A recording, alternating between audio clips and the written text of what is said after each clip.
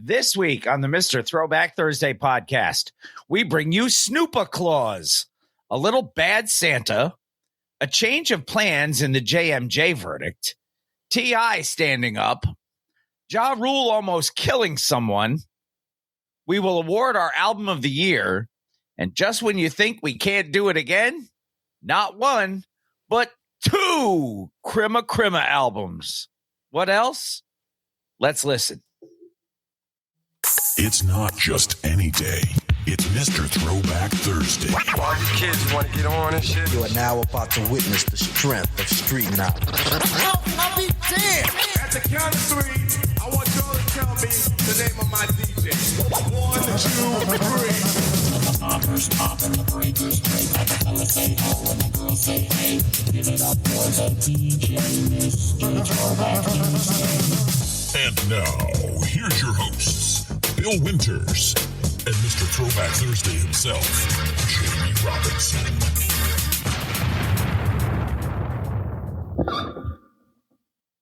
Oh, Merry Chrimuh. Is that time of year? It is indeed that time of year. Welcome, Mr. Throwback Thursday, episode 621, the Chrimuh 2025 episode.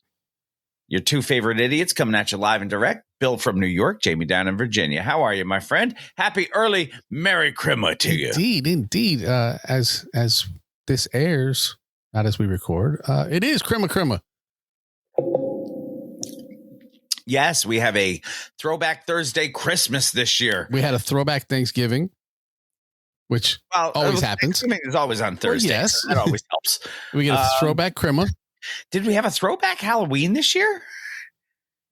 Or is Halloween on a Friday this year, I think? This week, Halloween fell on a Thursday. I don't know. I think Halloween might have been a Friday this year. It was a Friday, yes. Okay.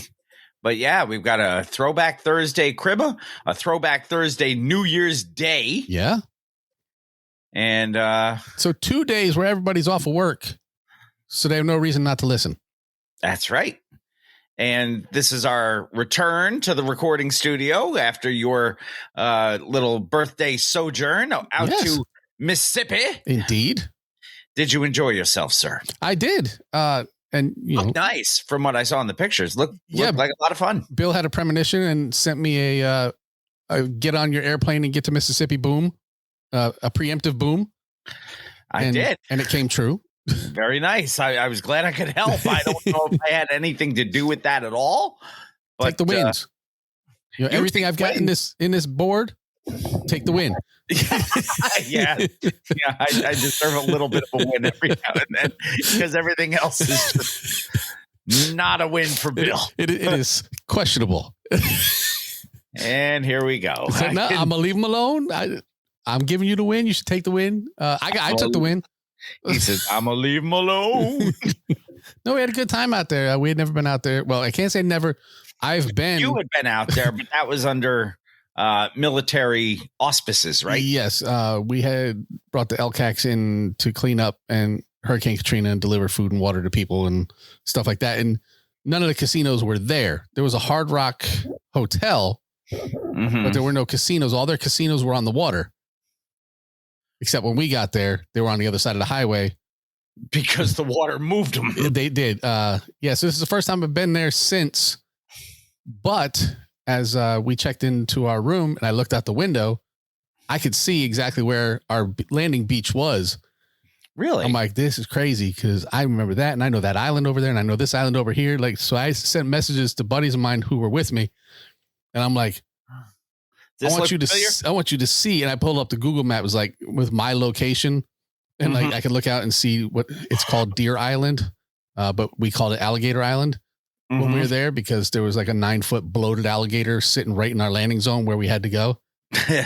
But I was like, you guys, look where I am. And they're like, Alligator Island. I'm like, yep. Said it's much nicer now. So yeah.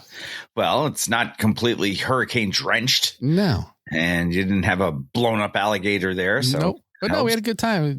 We would definitely go back. I would say we prefer it to Vegas. And that's after only being there one time for 4 days. And that's saying something. It is. You guys like Vegas. Yeah. Vegas is just a lot, though. Yeah, I'm not in my 20s. It's a little bit much anymore. Yeah. I mean, when I went to Vegas the one time, unfortunately, you know why we had to come back. It just didn't end well at all. Right. I went out strictly because Janelle had gotten me tickets for the All-Star game, wasn't it? NHL. Well, she got me tickets for the skills competition. Right. And it was All-Star weekend. It was All-Star weekend, but and it just happened to tie into when friends were going out, so we hitched a ride onto their timeshare, whatever it is that they had out there, and but I'll never go back for a multitude of reasons. Right. I mean, it's just like you said, I'm not that young anymore. No, and saw Vegas what I want to see. Assault on your senses if you're not prepared for it. It really is. I mean, there's so much to see. There's so much to do. It's not like I'm saying I don't want to speak negatively about Vegas because there's a ton of stuff to do. No matter who you are, what you like, there's something to do. Yeah. But it's a 9-hour plane flight. Mississippi is 2. That's already a bonus in my book. Well, it's for us. I think it was like a 5-hour flight. Mm-hmm. And we gained 3 hours on the way out. Yes. And then lost 3 hours on the way home. So the flight home was like, we left at 10 in the morning and got home at like 8 at night. Yeah. So, but no, I would much rather hang out on the Gulf Coast than the desert in July, Yeah. No, it sounds like you had a good time. And of course, you had your birthday through the whole thing. So happy belated birthday. Thank you. I believe we wished you a happy birthday before you left. I believe so. I hope people enjoyed the Heavy D Artist Spotlight episode last week. That was a lot of fun to record. I hope people took advantage of listening to the Heavy D Spotify playlist, the Spotlight Spotify playlist. Yeah, it is still out there if you guys want it. And I was going to ask Gail, who was on, went and saw Red and Meth. And surprise, with a special guest. Friend of the show, MC Search. Mm-hmm. So 2 out of 3 friends of the show. Mm-hmm. And the third one that we've been trying for a long time. And he's a busy man. He is. But this week we have our standard menu of items. It is the Chrimuh album or Chrimuh episode. We got 2 Chrimuh records. We do, which is crazy in itself. We have some hip hop headlines, some Chrimuh related hip hop headlines. We have some Chrimuh related woo news, which I didn't think you'd be able to get. No, it's. And I saw the headline on the second one, and I was like, okay, I have to thinking about it a little bit. It's in your wheelhouse. You can do it. It's just you have to look at it. Both of them. Yeah. When I saw them, I was like, oh man, he's making me do this twice. That's my Chrimuh gift to you. Easy to unwrap. The Chrimuh One and Done, which is wow. It's a record label collection. Yes, it is. And the Chrimuh record of the week from an artist I wasn't expecting. We'll remind you who the artist of the month is for December. This is your final week for that artist of the month, who happened to be our artist spotlight anyway. And yes, the root beer is coming my way. I told you, man, I love root beer. So I was very happy about that. See John's reason why we can't get meth? He is a BUSY man. He's a BUSY man. Yep. So it had to be he's a. Yeah. Or ABUSY doesn't work now. No. But we've got all he's that. A BUSY man. We name our album of the year this week too. We do. Because we can't do it next week. Next week will be a new year when it airs. So, and this was I pitched an argument last week before the show. So if you guys are patrons, you would have heard me discuss with Bill why I wanted to lean this way over the other way, even though we had at least 2, possibly 3 that were in the running this year. Mm-hmm. I just tried to push a little harder for mine. And when you did, it made sense. Right. Like I said, I didn't want to just Bigfoot it. I wanted this is why I think. And my choice, I believe, was probably second. It was, yes. So, yeah, and in all fairness, it was really close. Yeah, and any other year is probably a runaway. But the release schedule of that was just really weird, too. I think if it was released within 2025, yeah, it would have been much more of a slam dunk. Yeah. Yeah, I wouldn't argue that. But, my friend, yes, I am drinking seltzer. Non-alcoholic, just plain old seltzer. And I'm drinking alcoholic rum. Yes. I had some of my high-powered Jack Daniels the other day. Nice. Yesterday, actually, the kids were over. We did the tree decoration. So I broke out the high-powered Jack Daniels, took one tiny little shot glass of it. I was like, it went, ooh. I went all Busta Rhymes as I took one drink of that. I was like, hoo-wah, got you all in check. Oh, I thought you were going to ask somebody to pass the Cavassier. No, I had to put all my hands where my eyes could see because I was straight puking in the place to be. I wanted to, but it didn't. Well, good. That's us heavy duty, man. Shall we then get going on the Chrimuh episode? Sure. So would you please hit me with a little of that ho, ho, ho, which starts with 3 H's. So therefore, ho, ho, ho, Triple H.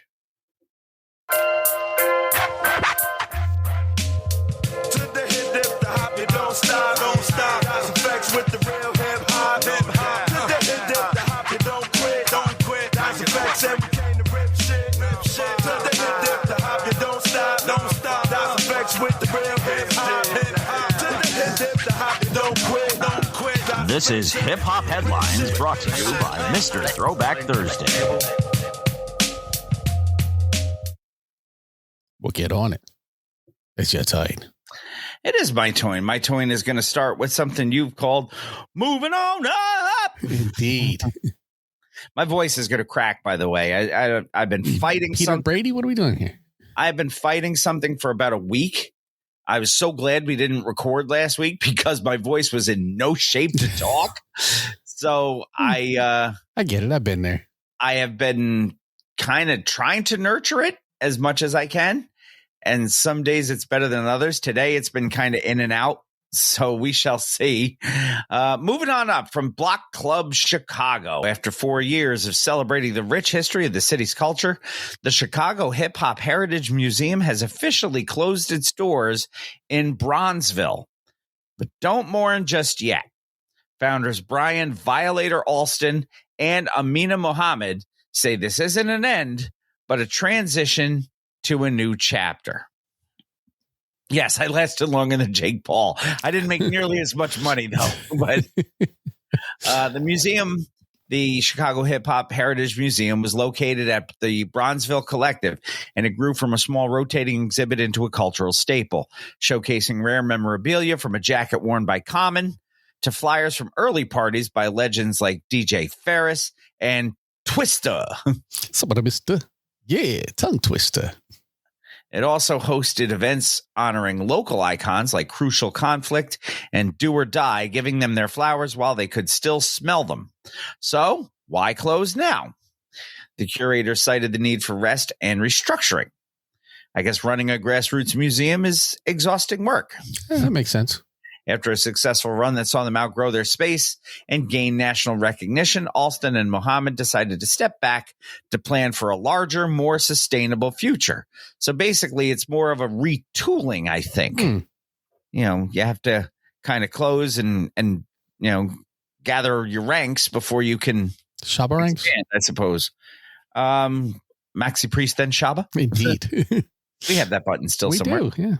They are actively looking for a new location, potentially downtown or on the south side of Chicago, where they can display their full collection, which includes thousands of archived items.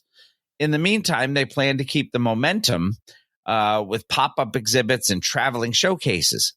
As Alston put it, We did what we set out to do. Now we have to get ready for the next level. So, good luck to them. Yeah. That's very important to kind of keep that sort of thing as an active, as much as they can, entity out there. I agree. It's kind of like, we said here in the beginning, be there when people go looking for you, or they'll go somewhere else. Yes. Now, the museum being in Chicago focused pretty heavily on Chicago. Well, yeah, as you would expect. History. It was often overlooked by the national hip hop narratives. Do you think that when they reopen, do you think it's going to be Chicago centric again, or do you think they're going to expand and try to do like a smaller version of what our friends at the HHM are doing? I think the smart thing for them is to stay. I don't want to make it sound negative and say stay in your lane. But you've established a lane. Mm-hmm. I think they should stay there, and not, especially since it's, people know where it is. I mean, it's moving obviously, but not far.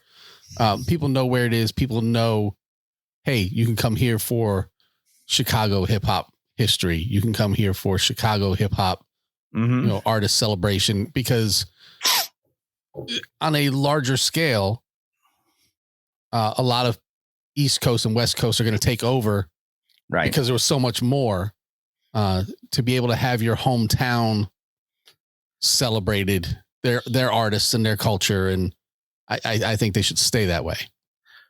I tend to agree with everything you just said. So, good luck to the Chicago Hip Hop Heritage Museum. Good luck to Brian Violator Alston and Amina Muhammad. Let's be hopeful that they can get back open in a new space and get back to doing what they do. Yeah.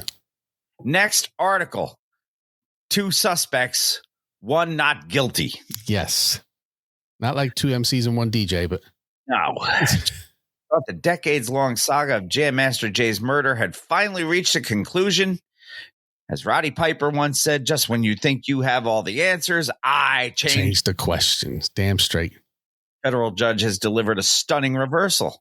Friday, December 19th, U.S. District Judge LaShawn D'Arcy Hall overturned the murder conviction of Carl Jordan Jr., one of the 2 men found guilty last year for the 2002 killing of Jam Master Jay. Jordan was Mizell's godson. Jason Mizell, of course, being Jam Master Jay. And Jordan was acquitted by the judge on the specific federal charges of murder while engaged in narcotics trafficking.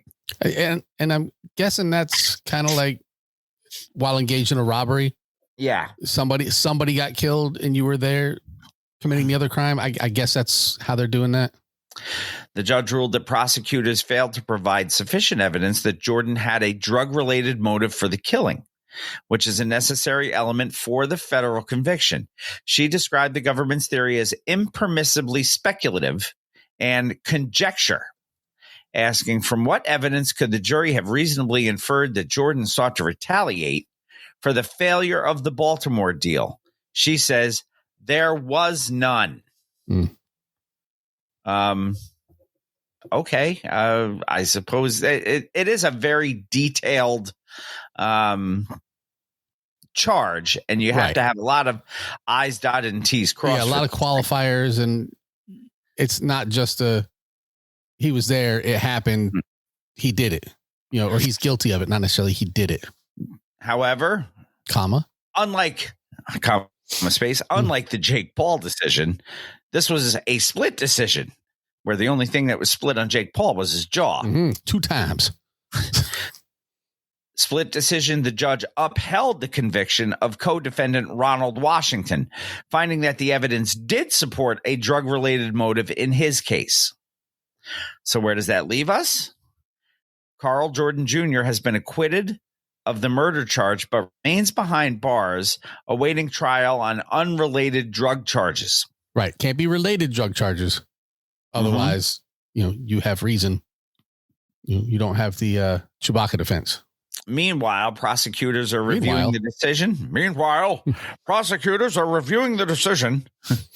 And have the option to appeal after 23 years of waiting for justice. Again, this case has been thrown into a little bit of legal chaos, which is just crazy. And mass confusion. John got his metaphors mixed. Did he? I think that's the way I remember hearing it. Just when you think you have all the answers, I am still out of bubblegum. Article number 3, Snoopa Clause. That's what it says. Get ready for a West Coast Chrimuh in the Motor City. Netflix has officially unveiled the details for the halftime show of the Detroit Lions versus Minnesota Vikings game on Chrimuh Day. Mm-hmm.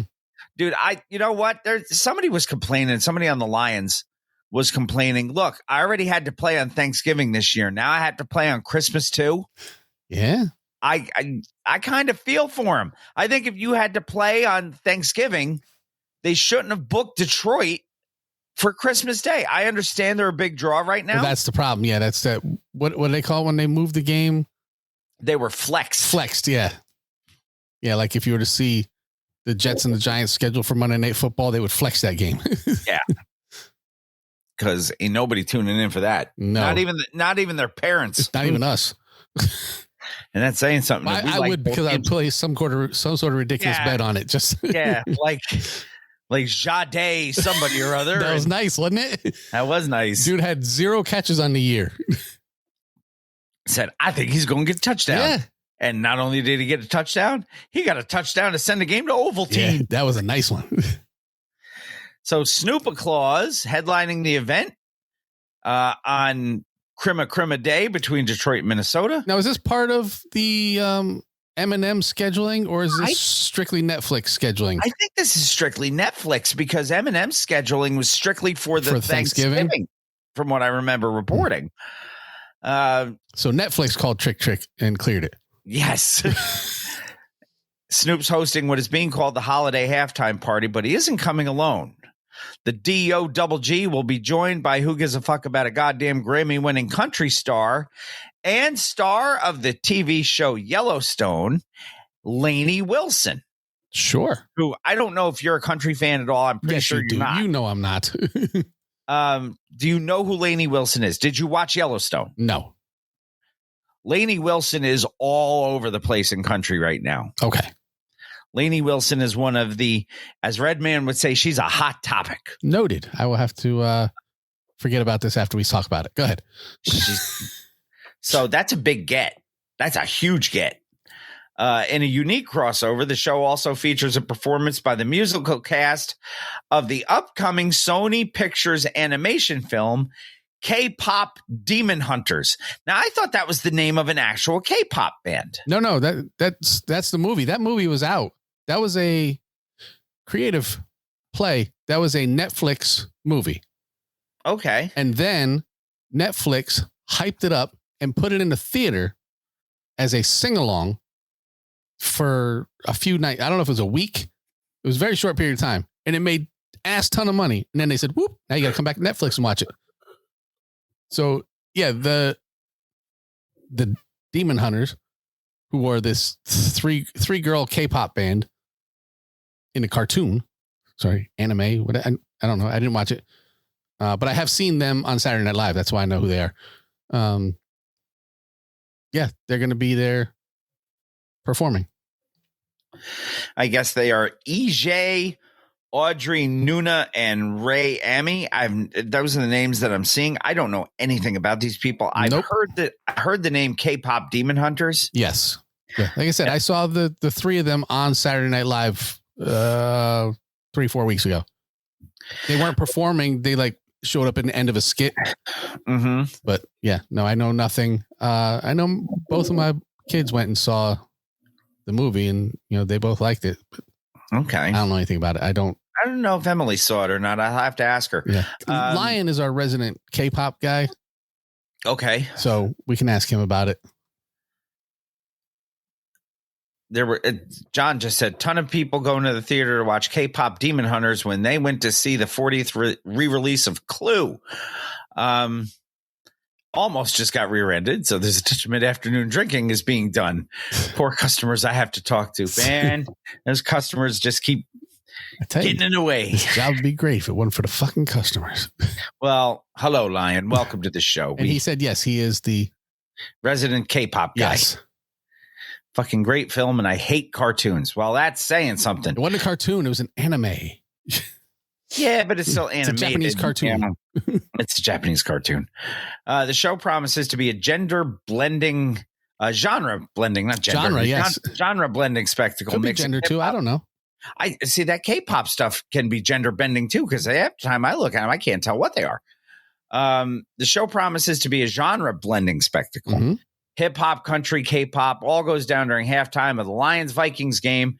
Kicks off Chrimuh Day, 4:30 p.m. Eastern Standard Time, exclusively on Netflix. Oh, see? Yes, no, that's why I said. Cartoon. Anime is very specific. This is why he's our expert. This is why I learn from the posse as much as they learn from me. I did not know that there was a difference. And knowing Snoop, you might want to keep your eyes peeled for other surprises. He's teased that even more guests might pop up live during the broadcast. Like Trick. Oh, if Trick shows up, that'd be funny. John's great. He said it was an animated film. Yes. Animated film. Well done, by the way. Meth on the fly. You being a football guy, I'm sure you're going to watch the games on Chrimuh Day. Yes, I will watch Pop Warner football if it's on my television. Just because I like football and I like to bet. I'll probably watch a little bit of it. I'll probably fall asleep watching it though, because this day kids get up, we open the gifts with the kids. They all come over to the house, those who don't live here anymore. And then we all go and have hibachi lunch / dinner. We used to go see a movie after that, but then everybody started falling asleep during the movies. And you go down Route 9, right? Yeah. Was it Osho? Used to be Osho. Osho closed. Right. I remember. I didn't remember what the new one was. I remember Kobe. Gotcha. Which, Kobe. Yeah. You remember the Osho building, though, right? Yeah. Well, I remember. Beautiful building with the gorgeous doors. They tore that fucking thing down. Really? Yeah. You'd bet on girls. He would. I would. Yes. I bet on the foosball, and the basketball, and the baseball. Not so much on hockey because I'm watching all those other sports and I don't keep up on who's who. I did bet on some football because they gave me free bets to bet on football. And I said, well, why not? And I won a couple of those having no idea about football, except that it's called soccer. Yes. No, you did well in those because you showed me the bets, and I'm like, and I said, "Isn't your knowledge of this limited to Ted Lasso?" And you're like, "Pretty much, yeah." And Shaolin soccer, yes, yes. that is the extent of it. But I don't bet on tennis. Occasionally on golf, which I also know nothing about, but I consult the research department on that. I just know that golf is a great way of ruining a 2-hour walk. Yeah. Yeah, I did. No James Hetfield voice to make. Most overrated band in the history of music. I don't know. Is Kanye a band? No. Kanye's an asshole. Well, yes, Metallica just sucks. And that's coming from a music lover. Metallica, everyone knows how you feel about Metallica and Iron Maiden. And Iron Maiden, I don't dislike as much. Rob is rolling over right now. Where is he? I just didn't listen to Iron Maiden like everybody did. Now I've heard Run from the Hills and I didn't mind, what I've heard from Iron Maiden, and I haven't, John, I asked the research department when I want to bet on golf, if I'm correct in my guessing. Yes. Yeah. My father-in-law basically watched Tiger Woods and that's it. Steel Dragon. That was from, the Rockstar movie, I think. Yeah, the not Judas Priest story. Yes, yes, it was. I think the movie was Rockstar. Yes. It was not Mark Steel Wahlberg Panther. And was it? Was that Steel? Which one was from that movie? It was Steel Dragon. Yes, it was Steel Dragon. It's not Steel Panther. Steel Panther's real. Steel Panther's real. Yes, believe it or not, they are real. That movie was a lot better than it had any right to be. And of course, Jennifer Aniston's fucking gorgeous. So Marky Mark is, tell everybody say hello to his mother for him. Say hello to your mother for me. Yeah. So I'm anxious to see what this halftime show looks like. There's 3 games on? Yeah, I think Christmas Day? Yeah. So we shall see, said the blind man. To his deaf son as he picked up his hammer and saw. Yes. Next article. Stand up, come TI. Yes. This comes to us from All Hip Hop. Not comedy, but comma TI. Yes. It looks like the King of the South is officially claiming a new throne on the comedy stage. Rap icon T.I., a.k.a. Tip Harris, is releasing his first ever stand-up comedy special titled Cheaper Than Therapy. I guess. I never had to pay for therapy. Special is set to debut on Chrimuh Eve and will be available exclusively on his own platform, tipaintfunny.com. Okay. So it's a comedy show, but he's saying he isn't funny. But it's a comedy show that, is in the tragedy Gaddafi line. Yes. I wrote the comedy. I recorded a comedy show and I put it out on my own platform. So it's kind of like by tragedy Gaddafi. If T.I. tells a joke in the forest and there's no one around to hear it, did it really happen? Was it happy? Was it funny? This release marks the culmination of a years-long journey for T.I., who has been putting in serious work on the comedy circuit, facing everything from hecklers to praise at venues like the Laugh Factory. As somebody who has done stand-up comedy, I will say, toughest fucking thing I have ever done. I don't know. Jimmy Fallon told me it was pretty easy. Jimmy Fallon whooped my ass in that contest. For some people, it is easy. I mean, every time I watch Jimmy Fallon, I go, if Bill had won that contest, he could be having this job right now. I could be watching him on TV. Yeah. And if Woody had gone right to the police, this would never have happened. Exactly. According to All Hip Hop, this isn't just a celebrity vanity project either. T.I. is leaning into the same raw, unfiltered storytelling that made him a hip hop, they say, legend. He is the king of the South, he calls himself. Yeah. According to All Hip Hop, again, not just a celebrity vanity project, set covers everything from family dynamics and fame to his past street life and the absurdities of modern culture. He describes the approach as intentionally rough around the edges, a candid conversation rather than a polished, sanitized performance. So sounds a lot like the things that like Mick Foley used to do. Where he gets on stage and just tells stories and stuff. That's Kevin Smith has made a living doing that. Yes. Yeah. I was going to say Kevin Smith's been pretty good at it for how many years now? Quite a few. Jason Mewes, on the other hand, his cohort, yes, has actually gone out on a stand-up tour. I saw him in Virginia Beach and he was actually really good. Jason Mewes, was he? Yeah. I that would surprise me. I always liked Jay as much as Silent Bob too, because they can't have one without the other. You know? And Kevin Smith always said that Jay is Jason Mewes. They are the same person. There is no acting. There's no. Yes, no. I've heard Henry Rollins is also very good. I've never seen him do his spoken word or his stand up or anything. I've only seen him musically. My question, John, is if you have seen him do anything aside from music, does he wear shoes? Because when he performs music, he doesn't wear shoes on stage. He doesn't wear shoes on stage, right? I've heard that as well. I've never seen Henry Rollins do his spoken word thing either, but I've heard it's really, really good.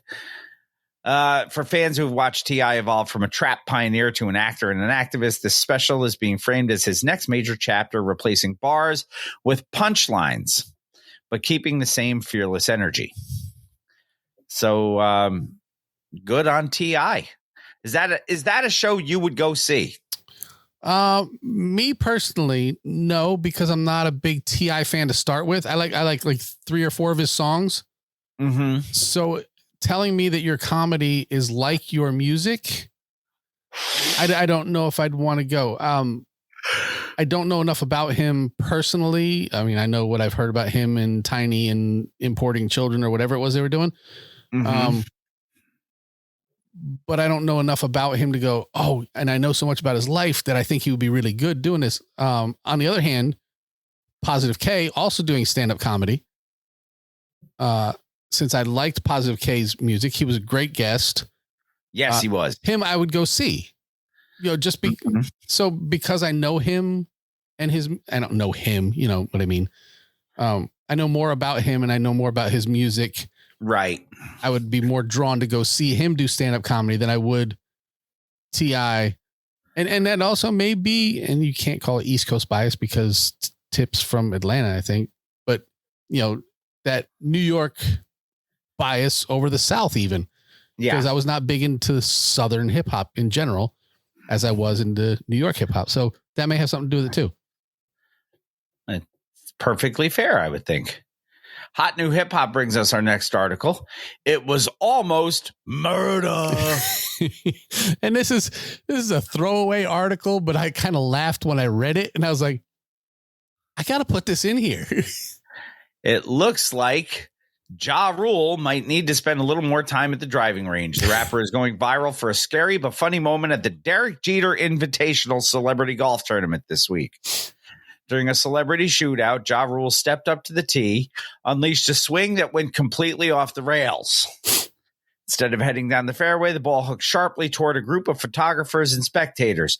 But don't worry, Jeter ran after it, caught the ball, and jumped through took 2 steps, and then jumped into the crowd to make himself look better anyway. Ugh. He's another one that I can't stand. Video captured by Golf Week reporter Adam Shupak shows the crowd gasping as the ball flies directly into the gallery. Shupak. Oh, not Shupak. Like poison Shupak. Yes. Immediately realizing the danger, a shocked Ja Rule yelled out, "I hit you? Oh my God." He didn't yell out, "Murder." He did not. Thankfully, no one was actually injured, but the reporter joked that Ja almost took me and a bunch of photographers out. Social media has been having a field day with the clip, of course. One user offering a golden rule for attending celebrity tournaments. Don't Move, stand. Bitch. Get out the way. Oh, sorry. Basically, don't stand anywhere you wouldn't stand if you were playing with the worst player you know. Yeah, because you don't know anything about these guys, how well their game is. It's not like it's Barkley and Jordan out there playing. Barkley's I guess a better golfer than you think. Yes. And why? Because he puts money on it. So he had to get better. But he would also put money on which way the wind blows, him and Jordan both. So it's... Ja Rule hasn't released an official statement, but this wild tee shot has already cemented itself as the most talked about highlight of the event. Now, my question is it worse than 50 Cent's opening pitch? I don't know. Did he hit anybody?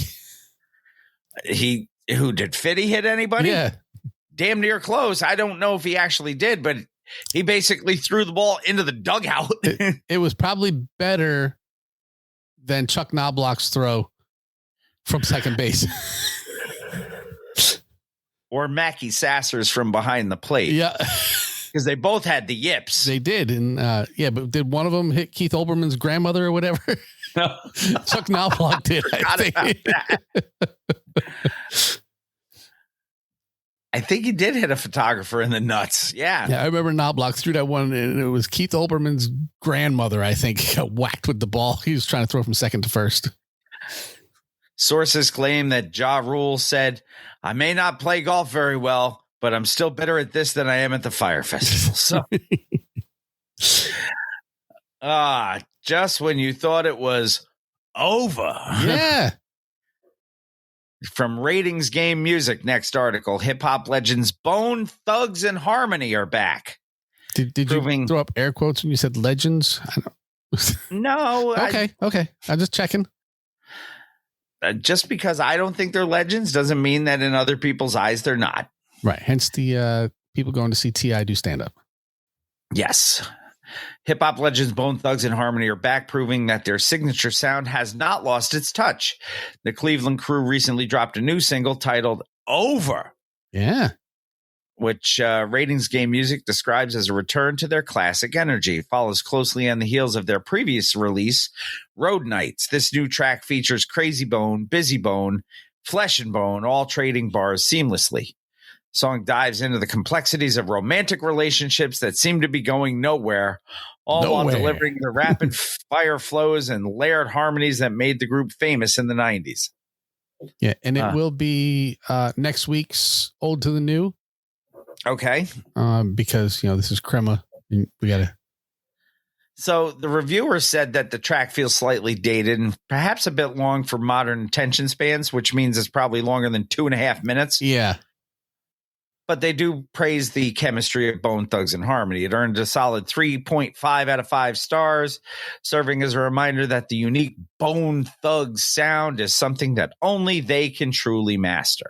See, this brings up something I wasn't going to talk about this week because I have not yet had enough time to fully digest it. You'll notice there's no articles about the Prima Nas album this week. Yeah, it's been very divisive. It has, and I have my opinions, but I want to wait and let it set in a little more. Unlike a lot of these people that are talking shit. Yeah. Either way, either people are saying it's an instant classic, or the people are saying, Prima and Nas both lost a step. It sounds dated, whatever. This Bone song, you can't jump on it. It came out a week ago, not even a week ago, 3 days ago, 4 days ago. Yep. That is not enough time to digest something to be able to give an opinion, let alone write one down and publicly throw it out there with your name on it. And that doesn't stop people, though. No, I know. Not in the age of social media. No, not in the age of, oh no, the song's 3.5 minutes. How am I going to listen to a whole thing? And I have to get my opinion out there because somehow I'm important. Yeah, because the single came out 3 days ago. I need to tell people what to think about it. So yeah, that's why the Nas and Prima album is not here. It is not mentioned this week. There's no article about it. There is no record being played this week because it has not been digested enough by either of us for us to give a qualified opinion on it. And it's not a Chrimuh album. No, it is not.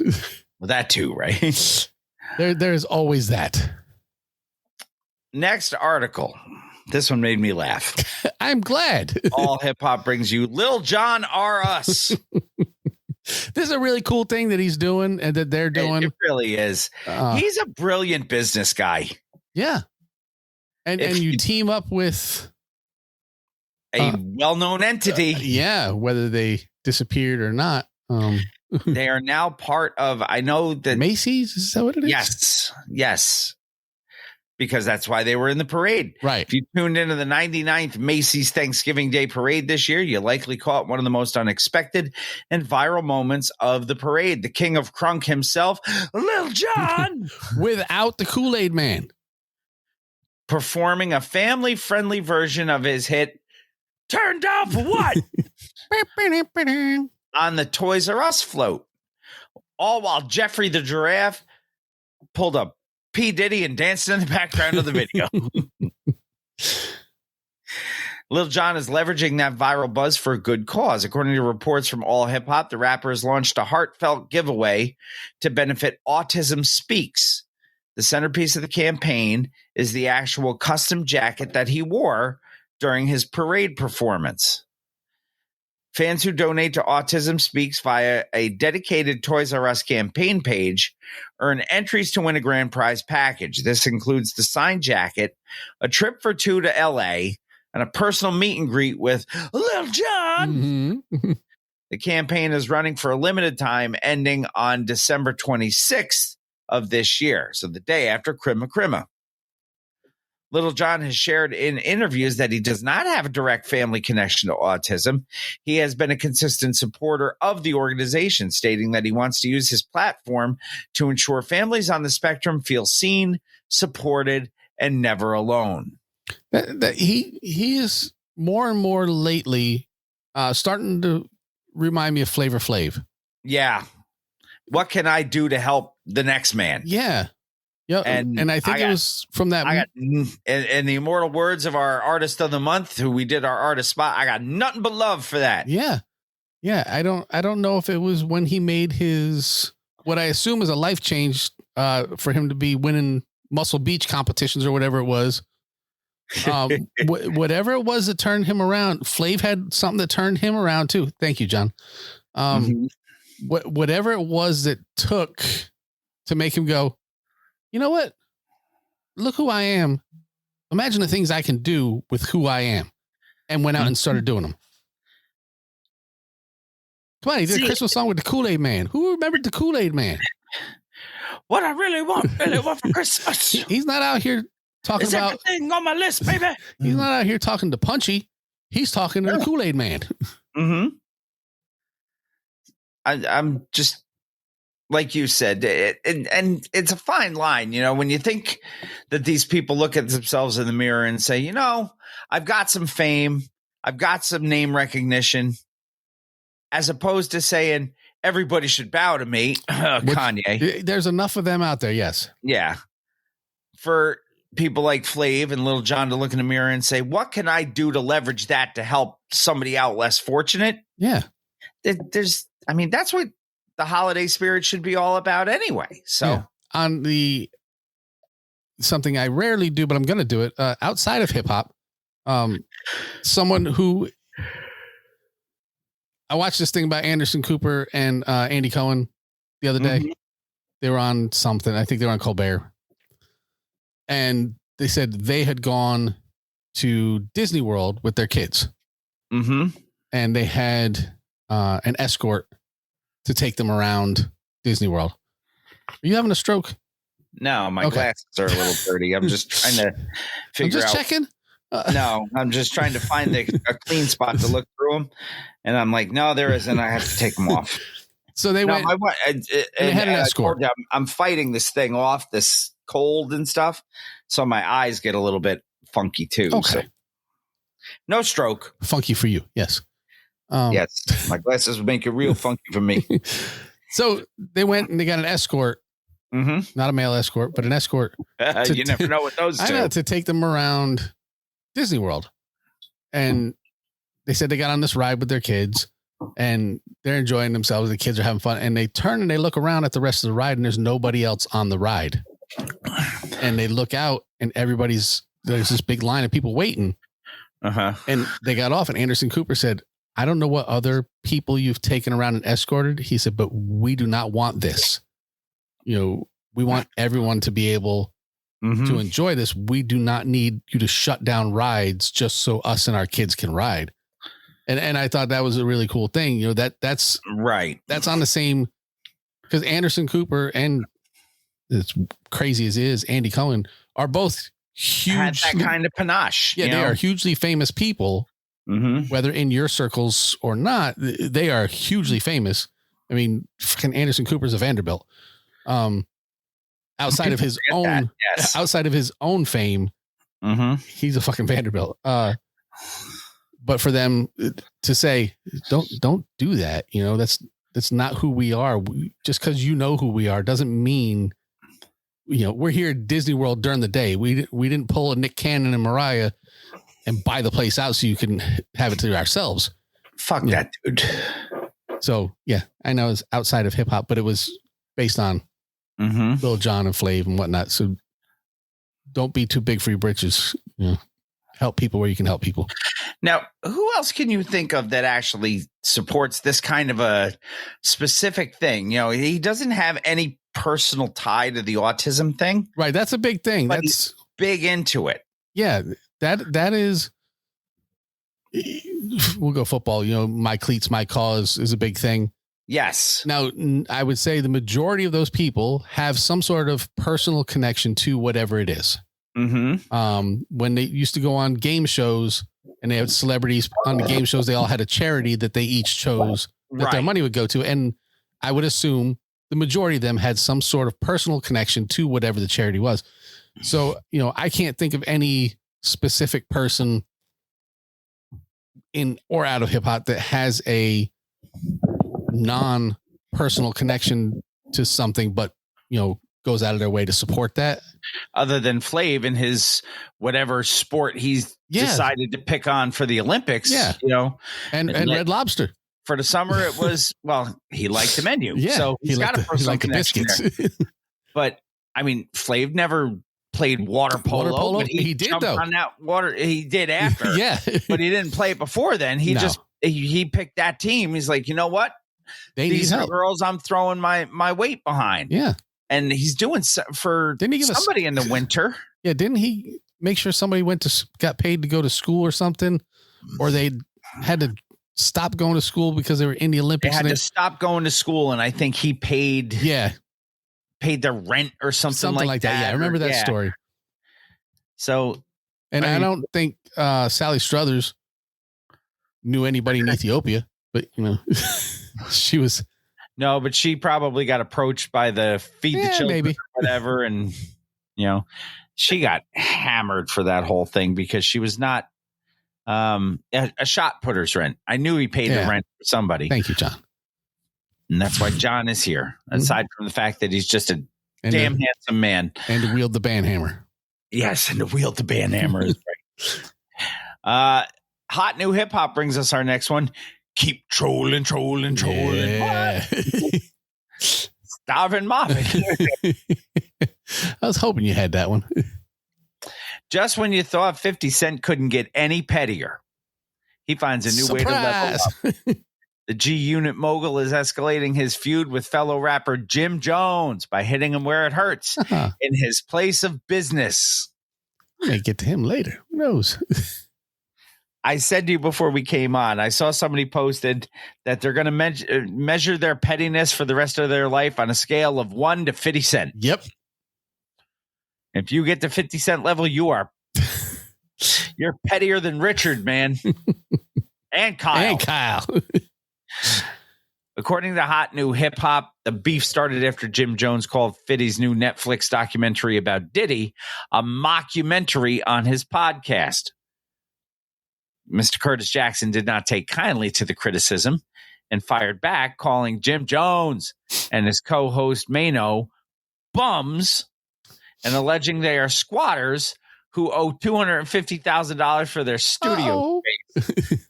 Man, Fiddy will find the receipts that you have out there. He just will. He has nothing else to do.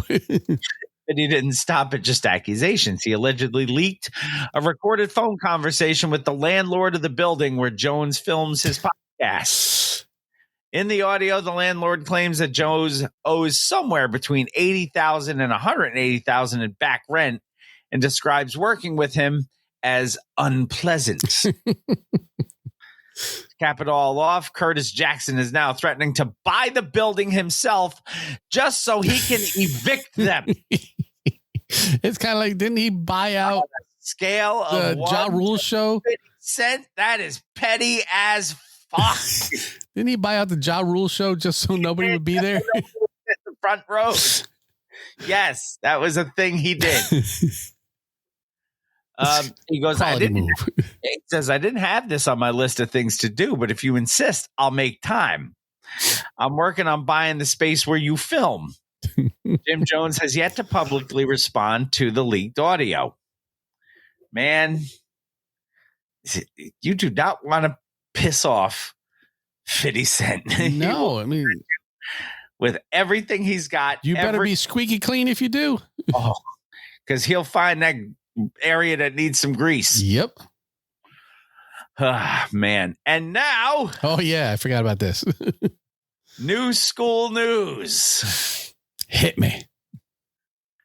All Hip Hop says exclusively Diddy dragged into a new legal battle over STD disclosure. Yeah, because that's something that somebody thought was news. Apparently, he has been under renewed legal scrutiny after an accuser demanded he disclose whether he underwent STD testing following alleged sexual assaults in the 1990s. Alleged. You know what? There's more. We joke about this shit, but I think if you willingly know you have an STD and you commit these kind of things, it's like it trumps up the charges. Let me, lack of a better word. Yes. Let me tell you a quick little military story. Anecdote, if you will. Sea story. It happened on land, though, so it's a land story. If you will. Lion jumped right in. It's like, yes, it does. Yeah. Oh, I was in the brig in Newport, Rhode Island for a short period of time. And while I was there, yes, I was in there with a guy, and he was in for, count them, 9 counts of attempted murder because he was HIV positive and did not tell the women. Really? Yep. And they call that attempted murder? Yep. Because he knowingly had unprotected sex with these women, knowing he was HIV positive. Wow.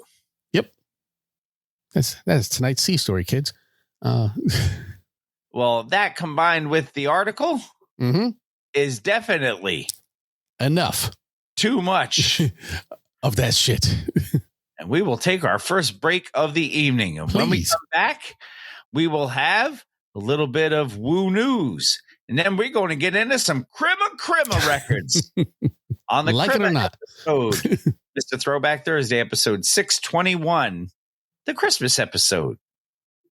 Everybody, MC Search. Hey, what's up? It's your boy MC Search, third base officially in the building, Searchlight Publishing. And you're listening to my man right now, Mr. Throwback Thursday's official podcast. Let's get it popping. It is not a game, people. This done by Red Man with horns on his head. Lay down the ill plan, got all his helpers. Said make it snappy. Tell all the people that they're here. 1 2 1 2. What's good, yo? This is Ghostface straight from Staten Island, New York. And right about now, it's time for Woo News with Jamie and Bill. Y'all know what it is. Get it correct. Mr. Throwback Thursdays, Jamie and Bill. You know what I mean? On Woo News. That's what's going down right now. Y'all check this out.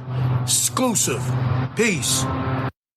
The RZA, the Jizza, Raekwon, Master Killer, Inspector Deck, You God, Method Man, Ghostface Killer, and Old Dirty Bastard. It's now time for Woo News with Mr. Throwback Thursday. Shimmy on it. Welcome back, Mr. Throwback Thursday, episode 621. It is indeed time for Woo News. We have 2 pieces of Woo News for you this week, and they both have me doing the Method Man talk. Kevin Durant. Yes. That's the first one. This comes to us from Screen Rant, not Durant, Screen Rant. Indeed. In the world of NBA what ifs, this might be one of the strangest. A new report has surfaced confirming that during the 2019 free agency frenzy, the New York Knicks quietly enlisted Wu-Tang to help recruit Kevin Durant. Yeah, I was unaware of this. Obviously, a lot of people were unaware of this. Yeah, you heard that right. Knicks owner James Dolan allegedly paid members of the Wu-Tang Clan to film a custom music video pitching KD as the next king of New York. The video, which was recently unearthed by Pablo Torre, features members like Clifford Smith Jr., professionally known as wearing Durant jerseys and rapping about his potential legacy at Madison Square Garden. According to the article, Beth wasn't exactly thrilled about the gig, describing it as something he did begrudgingly. The stunt is now being viewed as a classic example of the Knicks prioritizing spectacle over substance, trying to sell a cultural fantasy rather than a winning basketball culture. At the time, KD was one of the greatest players in the world. So, yeah. I mean, he doesn't suck now. Trying to get him is not a cultural fantasy. That is trying to make a winning basketball culture. Of course, the pitch failed. Durant signed with the Brooklyn Nets instead. Mm-hmm. And the video sat in the vault for years. It's fascinating, if slightly cringeworthy. A reminder of an era when the Knicks thought vibes and celebrity cameos were enough to build a championship team. Have you seen this video? I have. And if people want to see it, it's in the show notes. There's a link. It's a tough watch. You want to like it because it's the Woo. And for me, it's the Knickerbockers. But there was also one done for LeBron, done by Edie Falco and James Gandolfini. The Sopranos are telling you need to come here. Yeah. I will send you an actual link so you can check it out. But everybody else, it'll be in the show notes on Thursday. Who knows? Maybe I'll post it on the page. I don't know. It's a lot of work. I'm lazy. I already got to edit the show and upload the show and post 2 versions of the show and share versions of the show. And so if the video had worked, KD came to the Knicks. Yeah. What year did they say? This was 19. Yeah, I think 2019. Yes, 2019. Okay. So if this had worked, KD went to the Knicks, would we look back on this as a genius marketing move, or is it still something stupid that just happened to work out for him? I think it would have been a genius marketing move, but I think KD would have moved on the next year because that's what he does. Because 2019, the Knicks were not ready to win a championship. Oh, that's why he didn't come here to begin with. But right. So even if he were here, he would have seen how they played that year and went, I'm out because that's what I do. So I'm okay that it didn't happen. Like right now, I will say I've heard rumor that the Knicks are looking to get Giannis? back your boy DiVincenzo. I would love that. The Michael Jordan of Delaware. There is all sorts of talk about Giannis. There was preseason, and there is coming before the deadline, trying to bring Giannis to New York. Yes, he wants to come to New York. He does. But in order to do that, they need to shovel cat. Yeah. And I don't know. I would be okay with that. I don't know if the Knicks are okay with that. That's been pretty good as a Knick. Yeah, I don't dislike him, but in a 1-for-1, I'm taking Giannis. I'm taking Giannis. Time. Yeah. Yeah. And speaking of, how about Big Mitch the other night putting up over 20? Shooting, 87% from the line? Yeah, he shot, as of last night, I think he had hit his last 8 in a row. I don't think he had 8 on the season before that. I don't think he did either. So Knicks are a good watch, man. I got money on them from the beginning of the season to win the title. Very nice. Hope you cash out. That's a big boom if you do. That would be a big boom. Okay, let's see if I can do this again on Article 2. Hit me. I want no part of that song. Yes. Hip Hop DX brings us this. Fascinating insight into a hip hop what if from over a decade ago. And we're not talking about what if Kevin Durant came to the Knicks. We are not. We're talking about legendary MC Clifford Smith Jr., professionally known as, who has finally explained exactly why he refused to be part of the official remix for Drake's 2013 track, Wu-Tang Forever. Speaking on the 7 p.m. in Brooklyn podcast with Carmelo Anthony, Clifford Smith Jr., professionally known as, while he respects Drake as an artist, he simply didn't like the song when he first heard it. His main issue was thematic confusion. He asked, what does this have to do with Wu-Tang Forever? The song was intended to be a posse cut featuring the entire clan, but the vibe just didn't match. As fellow member You Got explained in previous interviews, Drake wanted them to rap about women and relationships, while the Wu-Tang Clan was in hard body mode, ready to to deliver gritty street bars. Inspect the Deck has also criticized the track in the past, noting that it didn't even sample a Wu-Tang song directly. Mm-hmm. It sampled It's Yours by T.W O and Jazzy J. Ultimately, the generational and thematic disconnect was too wide, and Method Man passed on the project, leaving us with one of the most interesting unreleased collaborations in hip-hop history. So, because Meth and U-God both passed on the track because the subject matter, women in love, did not fit their hard body brand at the time, do you respect them for protecting their neck, as wrestling fans would say, protecting kayfabe? Yeah. Or should they have adapted their style to reach a massive new audience with Drake? No, because fuck Drake. He's terrible too. He's an R&B singer that raps. Of R&B. Yes. Yeah. No. The Wu-Tang Clan did not need Drake as much as Drake would have needed the Wu-Tang Clan. Right, which is why he dropped the song that dropped their name. Right. If Wu-Tang is on a song with Drake, I'm not going to start listening to Drake as a Wu-Tang fan. What Drake wanted to do was get Wu-Tang fans to listen to him. Yeah. Which, as I just told you, isn't a thing. Happen. So, nice try, Drake. Not happening. Yeah, and it didn't happen. ODB still dead. What? You got still not very good. So that is your Woo news for this week. Yeah.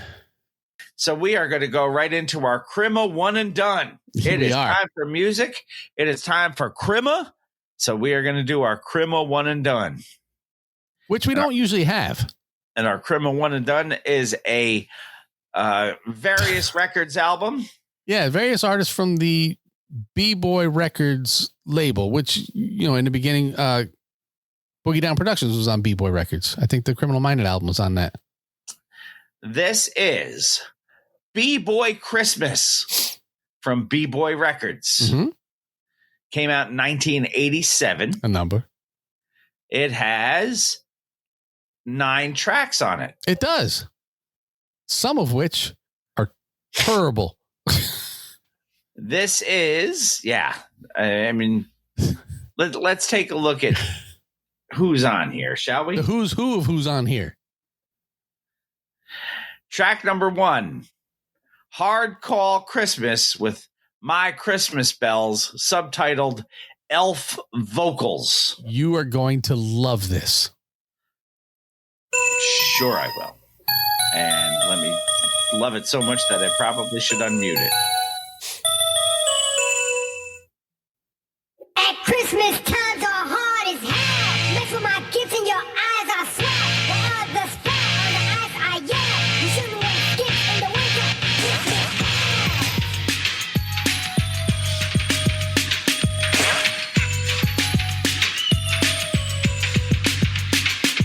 been waiting and debating for so long. Just starving like Marvin for a Christmas song. They had a beat that was hard as me. Now here it is, it beats the beats. Now watch the Christmas tree.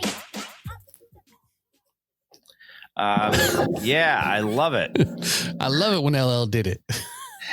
Track number 2, same record, Hard Call Christmas, instrumental version, which called My Christmas. Instrumental.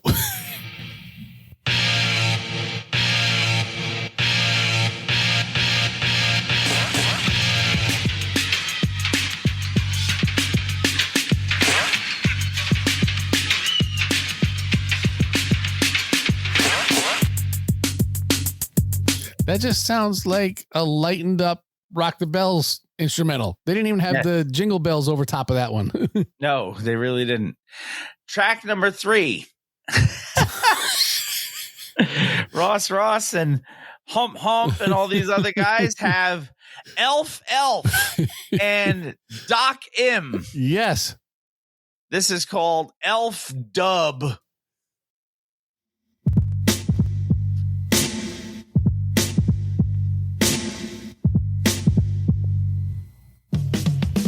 Christmas, ow, ow, ow, ow, wow, wow, wow,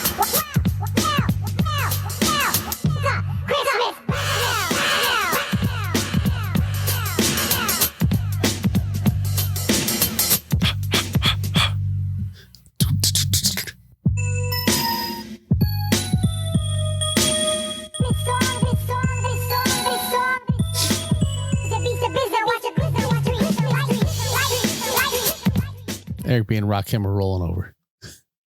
But we get away from the elf theme. Yeah, and we get into some actual B-Boy Records artists. Prince G and Clever MCs on track 4 with Happy Holiday.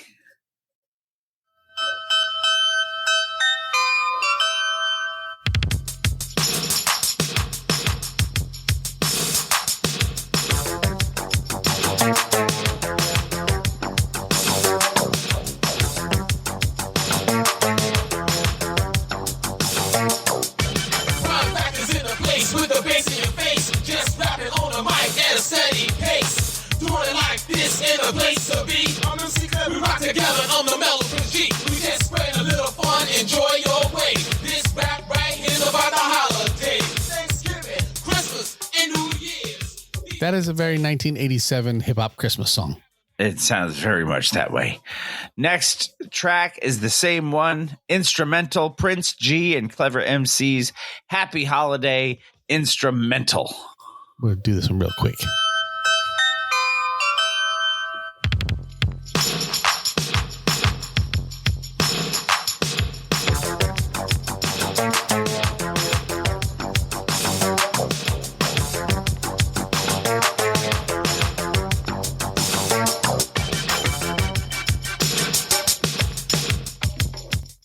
That's enough. That is enough of that shit. Track number 6 goes back to our first one, Hard Call Christmas, My Christmas Bells with regular vocals.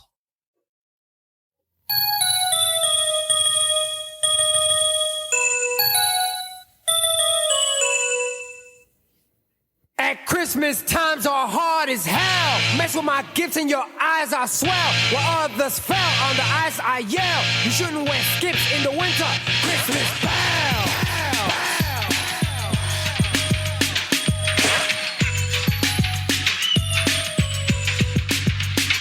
I've been waiting and debating for all so long. Just starving like Marvin for a Christmas song. They had a beat that was hard as me. Now here it is, it beats the beast. Now watch a Christmas tree. You should definitely not wear skips in the winter. Good tip. Yeah. Track number 7, Dun Pa. Who needs real drums? Right.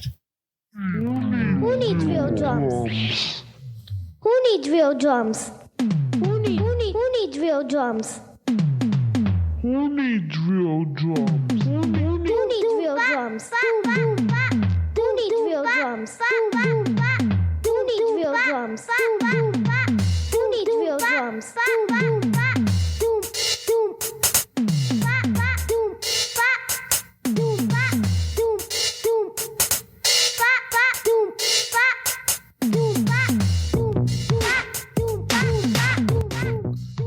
Obviously, they don't need real drums.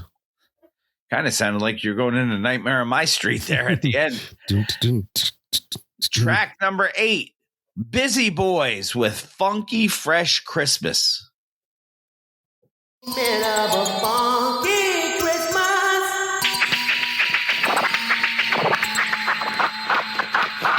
Mine is gonna be a funky fresh Christmas. Party people in a place with Christmas spirit. Let's make some noise. Can I hear it? Can I hear it? Yeah! I call command that you listen to this and let me devastate and celebrate a funky fresh Christmas. To the Hispanics, Feliz Navidad. Multilingual. Final track on the record, number 9, KC Work, G-Force, Benetton, KG in the All, and 5-Star Moet, all together for B-Boy Christmas Shoutouts. Think about it. Yo, scream more, y'all. Ow! Come on, we got me. B-Boy Records is live. We got G-Force in the house. We got the Benetton gang in the house.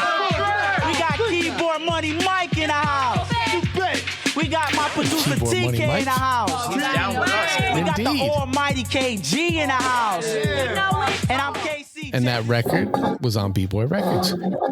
Yes. B-Boy Records is down with us. Number one. Making funky music is a must. I'm number one. Keyboard Money. That's the only other time I've ever heard his name mentioned.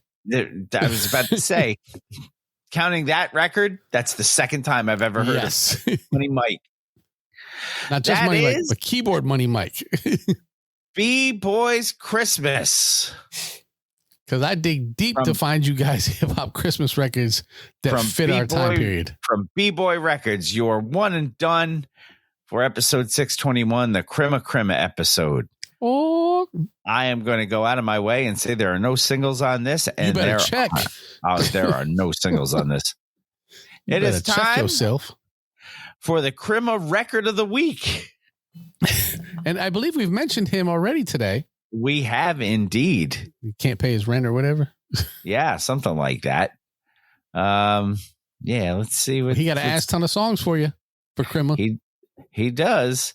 This is Jim Jones and Skull Gang starring Mike Epps. A tribute to Bad Santa. And this came out in 2008. It has, as I scroll down, 19 tracks on here. Did you see Bad Santa? A long time ago. That's the Billy Bob Thornton one, right? That's the one, yeah. Yes. John. Yeah, this is actually why I picked this record. Track number 1. Intro.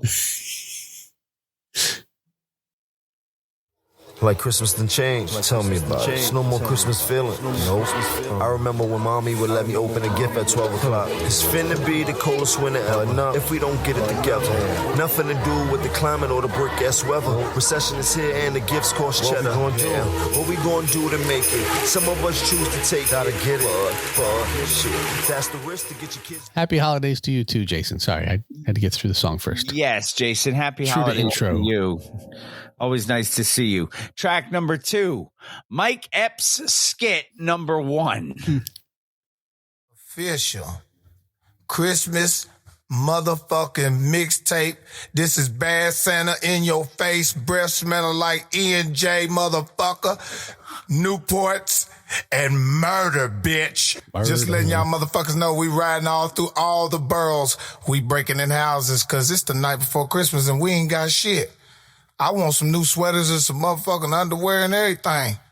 I'm breaking in houses and cooking in niggas' houses. Tell him, Day.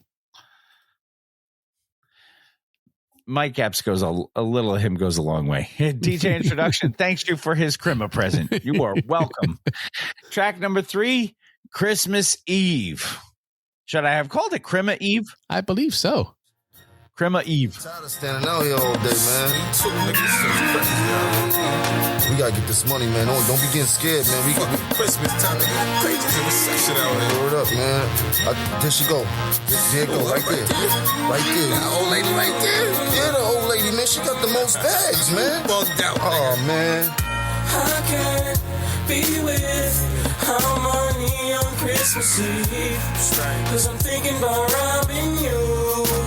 Thinking about robbing you. The streets get so worked up when it's close to Christmas Eve. And I'm thinking about robbing me. Merry Christmas. Yeah, it's that Jingle Bell gutter. Hello to the stick-ups. Goodbye to the summer. Dope fiends. Got a very Jay-Z delivery there. I was thinking the same thing. Track number 4, Chrimuh in the Ghetto.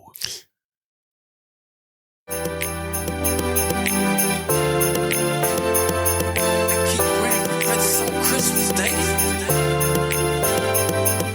Keep wrapping presents on Christmas Day.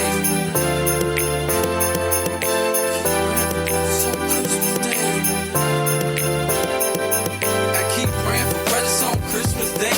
When they see me in the hood, that's what all kids say. They scream, Santa, Santa, when they look at me. Please send something nice for my Christmas tree. I keep praying for presents on Christmas Day. When they see me in the hood, that's what all kids say. They scream, Santa, Santa, when they look at me. Please send something. Track number 5, Baby, Keep It Here. This features Freaky Zeke. That's right. If you want to smell any of the girls at Sin City, smell Freaky's fingers. Baby, keep it here. Sit on my lap and tell me all the things you want to wear. BS's in your ear, shake it, make the bells jingle. She looked in my eyes and said, Daddy, you got no idea all the money I can bring you. Well, go ahead and shake it, shake. You need to get it, pop it, hit it. Power next to the room. You sleeping, hang it, stock it, hang it, shower down. Yeah. Freaky Zeke is the you got of the Diplomats. Yeah, I would say that's probably accurate. Track number 6, Mike Epps skit number 2. That one's only 15 seconds. So what else you got? Chrimuh Like This. Okay, player. On my Christmas list is that the drought is not a drought anymore. Because right now the streets is fucked up. Please let the Mexicans through the border. Shit fucked up out here, blood. But look, you know I ain't with that starving shit. Prices go crazy and shit. Holidays coming. Man, we gotta do something quick, man. We gotta turn it up. Look, blood, let's get it, man. It's a recession, December 25th. Now tell me if you ever had a Christmas like this. The aggression, riding through the snow, and prices getting high. We waiting for the low. Great depression, then got a nigga fade. We suited up in black, we done took off all the red. Stop the stressing, and get up on your job before my family starve. I'm down to steady. I'm down to steady mob. Track number 8, Chrimuh Song. I don't want presents, I don't want gifts. I just want you to come and wrap your lips around me. I might buy presents, I might buy clothes, but first you gotta make me ho, ho, ho. Buy me presents, buy me gifts. And I might come and wrap my lips around might you. Buy presents, I might buy clothes, but first you gotta make me ho, ho, ho. Baby, look up in the sky. It's not your man, it's not your lover. No. Ho, ho, ho, it's the stocking stuffer. Santa Santana, they all trying to get me to come to their house and crawl down their chimney. Well, wrap your lips and tongue around me and I'll slide my gift right under your tree. Ice shining on me, so bright, so white, looking like I just had a snow. Track number 9 is Mike Epps skit number 3. Is that another short one? 23 seconds, yeah. And then it's going to go into All the Things I Want. Once again, featuring Freaky Zeke. I know y'all be mad than a motherfucker when you come downstairs and you think you got a big ass package of something nice and you open it up and your mother got you some bandanas and scarves and clothes. I mean, socks and underwear and shit. She be saying, ain't that nice? You be saying in your mind, hell nah, bitch. Chill. It's your boy. Freaky. Yeah, 7:30, bird gang, yes. All the things I need. Tails in a PS3 and some weed, a brand new Dodge with the Hemi. Them people free and Remy got these bitches screaming, get me like I'm sliding down the chimney. All the things I need, all the things I want. A pretty girl in red tights and a weekend. We were talking about T.I. before. That feels like a T.I. song to me. Yeah. That's what I hear when I hear T.I. That track number 11, Jingle Bells with a Z. I don't know if that makes any difference or not. Who knows?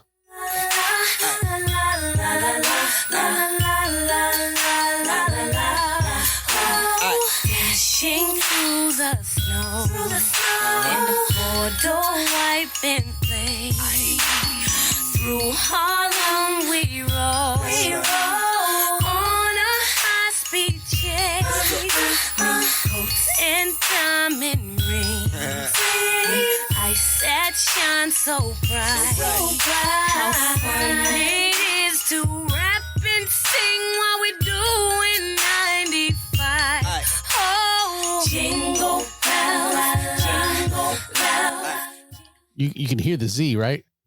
Yes. Okay. Track number 12, Mike Epps, skit number 4. How long is this one?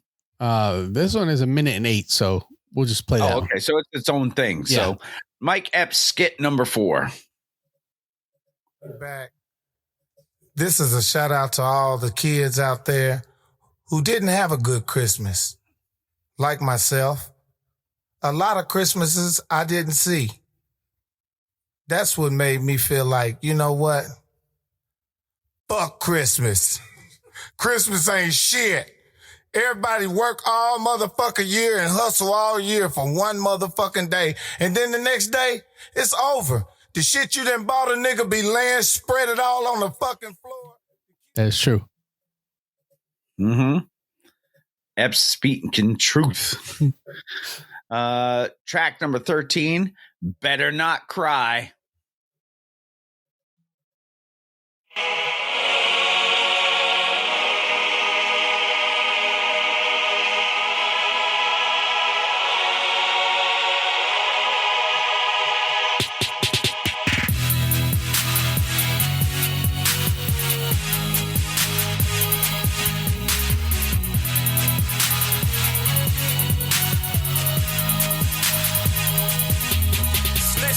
I'm from the baller city. I've been a pistol popper. I am that bag it up, Diamond Mountain nickel blocker. I am that pickle shopper. I'm genuine and plush. I take a diamond piece and lay it down with diamond crush. I pay for 7. Is that not Jay-Z? I'm telling you, it's the delivery. It sounds like him. Mossy. Track number 14. Yep. On the First Day. Jimmy's giving a lot of love to Freaky Ziggy. He must be his Keith Murray. Merry Dipset, baby. Ooh. On the first day of Christmas, my true love gave to me a bird game, skull game, 730 LP. It's like jingle bell, jingle, cause we rock. Try to have a holly jolly Christmas, even if it's not on the first day of Christmas. My true love gave to me a bird game, skull game, 730 LP. It's like jingle bell, jingle, cause we rock. See, there was no Z in that one. I could hear it. No, yes, you can hear the difference. Track number 15, Merry Chrimuh.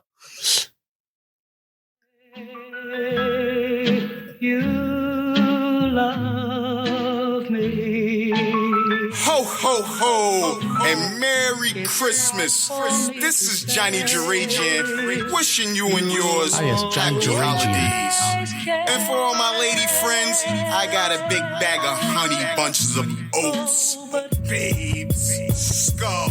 Merry Christmas. Man, I love when it's Christmas time. Gotta buy me gifts, I had to give me mine. Merry Christmas. And that's why your boy looking fine. Diamonds on my neck, I got these haters blind. And if anybody else is looking for other Christmas songs, there is a Mr. Throwback Thursday Christmas playlist on Spotify. Is. And it is rather extensive. Track number 16, 12 Days of Chrimuh. Yeah.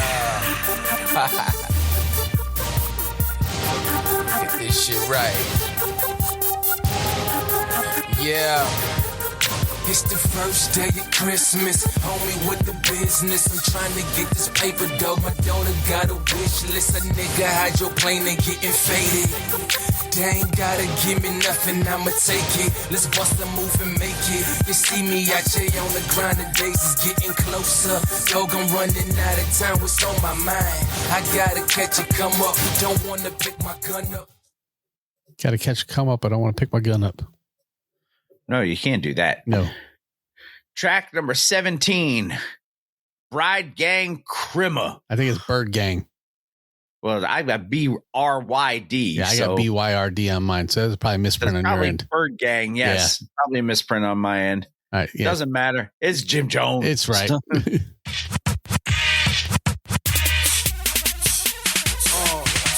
This is my Bird Gang Christmas. Let me tell you a few things that's on my wish list. First off, big booty bitches, guns for my niggas, and death to all snitches.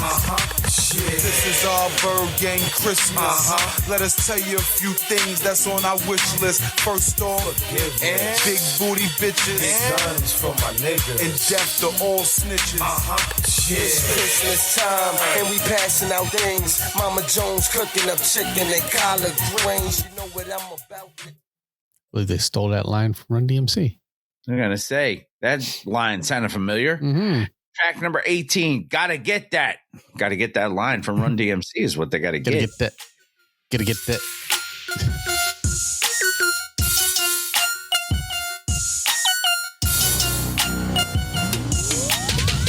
Gotta get that, Fetty, gotta get that. Mommy want the Porsche truck, wifey want the 6 hat.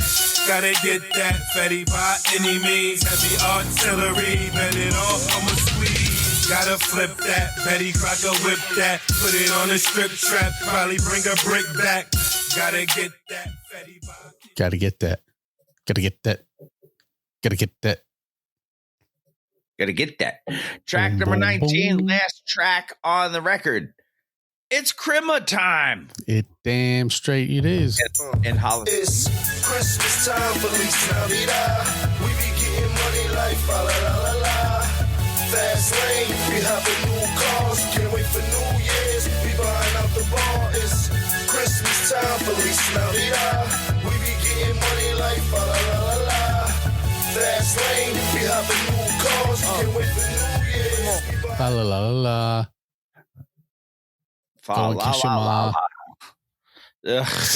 Sorry, it's Jim Jones song. I figured that was what he was saying. Say that isn't the most appropriate line I've heard of the whole thing. And most certainly is. Go and kiss your mom. That is your record of the week for episode 621. That is a tribute to Bad Santa by Jim Jones and Skull Gang, starring Mike Epps. Starring his mom. No, it's nothing. It wasn't as terrible as I thought it would be. Well, that's because it wasn't all Jim Jones. I guess that's a ringing endorsement. Sure. No, at one point it sounded like it had Jay-Z on it. Yeah. So, which would also for us not be a ringing endorsement, but but for people, for some people. And it was a Chrimuh album. It was. So congratulations, year number 11, and you still find a Chrimuh record. So found 2 this week. You did. Good on you. I searched all year. And now you got 51 weeks to find another one. I do. And what else says Christmas more than a one or an old to the new? Very few things say Chrimuh more than an old to the new. Let's just say that Jim Jones with Skull Gang starring Mike Epps, tribute to Bad Santa, your record of the week. Your one and done was your Chrimuh one and done. Chrimuh one and done. Aforementioned B-Boy Records. Mm-hmm. And your wonderful old to the new for this week. Yes. What do we got? Clee. Is it Major? I think so. Clee Major featuring Cool Keith. Because what says Christmas more than Cool Keith? Cool Keith, yes. I'm sure he has an altar that's Santa Claus. This is, I didn't even have the name of the album or the name of the song on this. No. It just says. Oh, it's 777. Yes. Yeah, there it is. Okay, Lion, you just hold on. I got you. Yes. So there you have it, folks. 777 by Clee Major featuring Cool Keith. This is your old and the new for episode 621. Merry Chrimuh. About to do this video, man. Let's just do this video nice and like, let's make a little movie. Cool Keith up in this. What you think about making a little movie? Let's make a little movie, you know what I mean? Yeah, get on. That's right, man. It's your boy Clee, man. I got that Porsche up in the driveway. Yeah, rolling with the Porsche now. Yeah, that's right. Yeah, leveled up, man. Yeah, check it.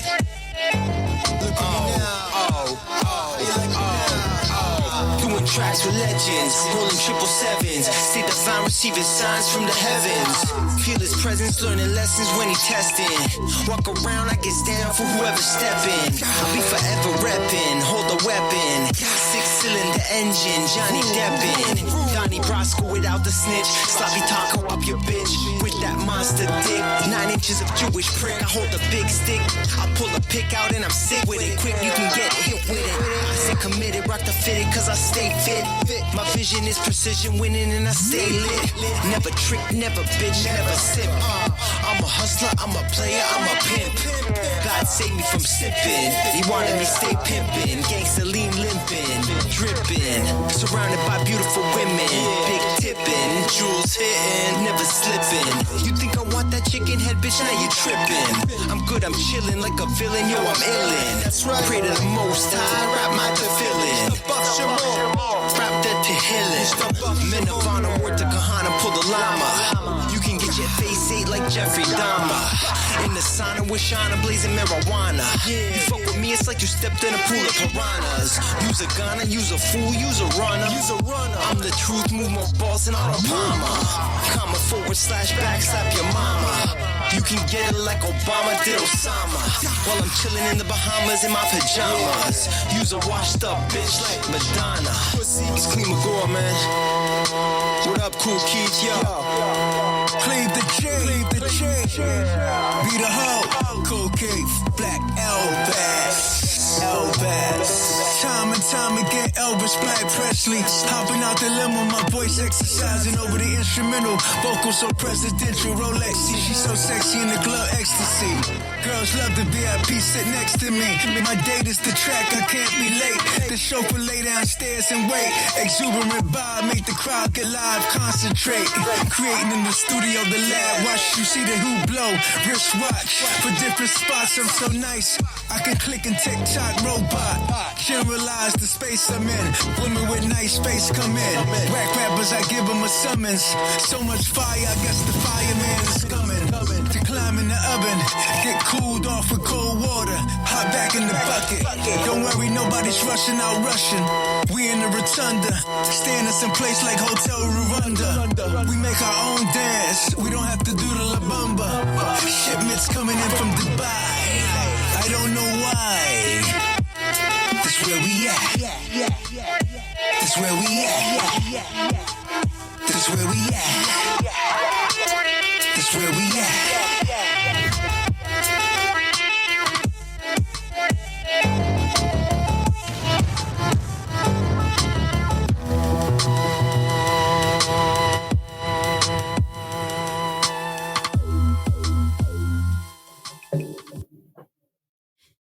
I love that the beat is by Beat-A-Ho. Beat-A-Ho. That is who created the beat. Cool Keith and Cool Keith doing Cool Keith things, man. Look, 100%. I will tell everyone, no matter what, every single week, if there is a Cool Keith feature on a song, you are going to hear it. If I know about it, you will know about it, because there are not enough people in this world promoting the Wizard Cool Keith. Yes. That actually wasn't terrible either. That was pretty good. So it's no Lonnie Parachute, but you know, I like it. But what is really? Yeah. That is Clee Major with Cool Keith. I heard him. Clee McGore. Clee McGore. Yes. Clee McGore. Okay. With Cool Keith. And that was, they were calling it 777s in the song. So I guess I'm going to go with 777. Sure. As the title. That is your Old to the New for episode 621, the Chrimuh episode of Mr. Throwback Thursday. We are going to take our final break. Oh, no, we're not. We are going to award the album of the year before we do. We are. Album of the year for 2025. A lot of thought went into this. A lot of records were eligible. Yep. There was discussion that was had. Discussion was definitely had. Your runner-up for album of the year based off of the release date of last Christmas Eve. Mm-hmm. Probably why it didn't qualify as much for this year. It was close. I'm not going to say this was a blowout win. It was very close. The runner-up was Muddy Waters 2 by the Hot Topic himself. Yes. Reggie Noble, Redman. But your album of the year, according to Mr. Throwback Thursday, for 2025 is The Different Kids by Kwame. Yes. Congratulations to Kwame. The boy genius coming back. And as with a really fine record. Yeah, and I was talking to you last week pre-show. Yeah.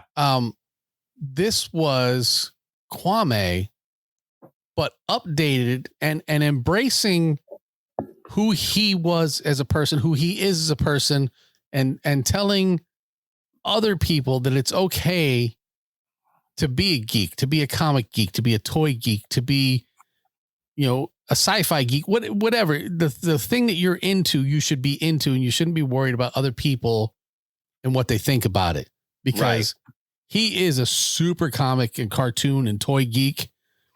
And he's talking about opening a toy shop of his own. So, it's basically be who you are. Don't try to be someone you're not, and don't be afraid to be who you are. And so, and the record shows that. I mean, aside from the fact that the record's got some fantastic sampling, some fantastic rhyming on it. Yes. That Stroke Different track. That is the song for me right there. That is the track of the record for me. And not just because I'm a huge Different Strokes fan, just the way he uses it and uses his rhymes and his lyrics to mesh with the Different Strokes theme song. Yeah.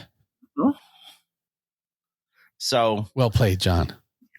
Congratulations to Kwame, the recipient of the album of the year. He will receive a virtual trophy as created by Jamie. And I'll post it on social media so he can see it. He can accept it however he wants. He can save it as whatever he wants to do. But well earned album of the year, The Different Kids by Kwame. So I think his name is Kwame. That is the second ever album of the year we've awarded, isn't it? Third. We did a Czarface one, and Czarface was Czartist of the year. First Czartist of the year, yes. And then last year's album of the year was Arrested Development. It was. This year is Kwame. So can't wait for 51 weeks from now to see, or 52 weeks from now to see who the album of the year will be for 2026. Yeah, and to see what's given to us. I mean, there were a lot of good albums this year. Especially at the end of the year, that Mass Appeal. Yeah, that whole Mass Appeal run, the Clips album was Common and Pete Rock this year? Was that may have been last year? Last year. Yeah, I mean, there's been a good run going on, and to all of our classic hip hop artists, keep it coming, and you could win this prestigious award. You keep putting them out, we're going to keep playing them. Yeah. So, it's no leg lamp, but it's something. It's not fragile. It is not. Your album of the year, The Different Kids by Kwame. Your Old to the New, Clee McGore featuring Cool Keith with 777s. Artist of the Month for this last week of December 2025. Your last week of the year, Heavy D and the Boys. And your records this week, the Jim Jones Skull Gang starring Mr. Epps, Mike Epps, with the tribute to Omar. Bad Santa. No. The tribute to Bad Santa, and your one and done for Chrimuh, the B-Boy Records Chrimuh record. We are going to take our final break of the evening. When we come back, apparently there is a Chrimuh-themed Bill Reed's lyrics coming your way on Mr. Throwback Thursday, episode 621.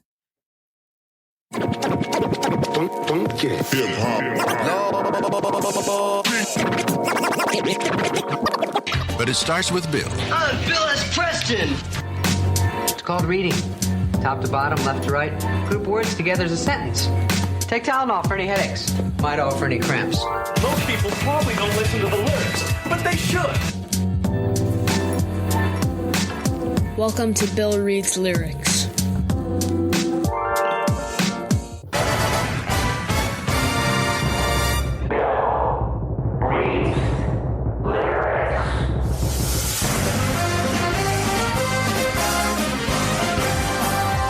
The following segment of Bill Reed's Lyrics is an educational discussion of artistic expression and creativity in modern music. This segment may contain explicit or offensive language. Sensitive individuals are discouraged from listening. The views and opinions within these lyrics are not necessarily those of Mr. Throwback Thursday or its hosts. Yeah, what she said. Welcome back, Mr. Throwback Thursday, episode 621. It is indeed time for the Chrimuh version of Bill Reed's Lyrics. It is. So let's hope I can make it through. I should go over to the private shizat. So should I then. And I should send you this lyric. And you're going to say, huh? What? Huh? What? I say this all the time. Huh? What? but I got you this time because we're going to do verse 1. Mm-hmm. And you'll know which verse it is when you see the name. Yes. Oh my. I just turned into George Takei. I saw verse 1. I saw who's doing it. And just, I didn't want to go any further. I'm like, what? Okay. So, with no type of ado. Oh, good Lord. Merry Christmas to the posse here. Yes. Whether nearer or further, we will cue the motherfucking piano. Come on. I bloody shit up. You can call me Kotex, and I cut checks. Nickelback, fuck who got next. You can wear a body vest. We gunning for your head. Straight business, kid. No witness, kid. I'll leave your mother dead. I roll with the killers, the monsters. Santa runs the charts, the streets. It's just whatever. Come on, I ain't a Barbie. I'm a porcelain chick. Shout out to Young Neck. Mommy, get them chips. You see, my mission is to take over the world. Fuck the diamonds and the pearls and the beefing with the girls. Come on. Raising the bar while I'm taking a bar. And them corporate cats mad I got my tips in their jar. You see, I could have been a sucker. Signed for $500,000, but y'all can suck a dick and keep your 360 deals, because I'm the bitch that the streets really feel. And everybody knows real recognize real. I got the hoop flooded like roaches. Watch how I approach this. So gutter, you would think that I was lokin'. Silly rabbit. It's a habit to grab it. Make your rap career disappear quicker than magic. I'm like, fuck you, pay me. I'm such a fucking Lady Brooklyn bitch. It's there. We so crazy. Coming full force. Better call the MDs. Call the doctors. Call the medics. Just don't call the D's. 'Cause fuck the police. I'm a real gangster, bitch. We handle beef in the streets. And please excuse my potty mouth. Shit. I'm on my period. I'm here to take this mother over. Period.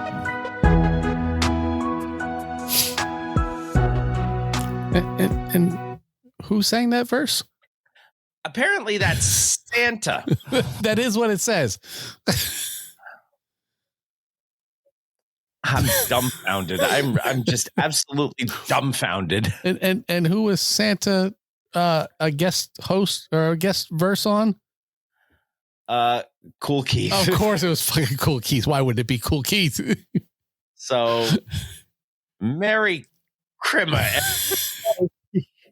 A very Merry Cool Keithmas. I don't know. Oh, good God.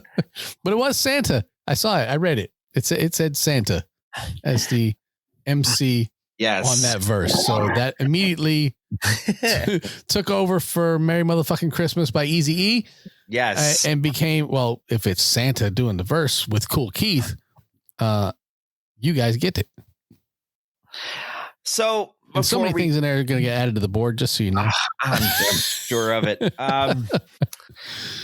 Before we sign off for the evening, once again, for those who, I want to make sure we acknowledge everybody. Our good friend Becca just finished celebrating Hanukkah. I believe last night was day 8. So that is the final evening of Hanukkah. I hope those who celebrate Hanukkah had a wonderful festival of lights. Friend of the show, MC Search. Yes, MC Search. I hope you had a wonderful festival of lights as well. For those who celebrate Christmas, happy Throwback Thursday Christmas this year.